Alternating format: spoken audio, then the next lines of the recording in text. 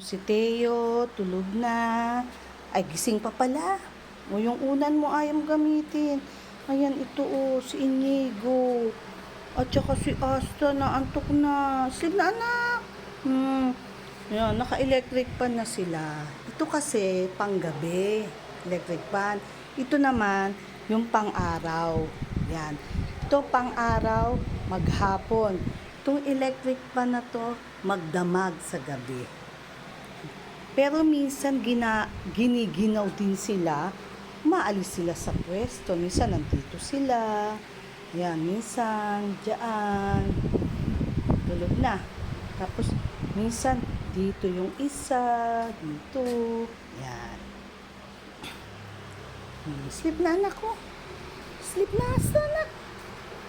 Ikaw lang gising anak, sleep na anak. Gusto mo yung unan? Kunin ko.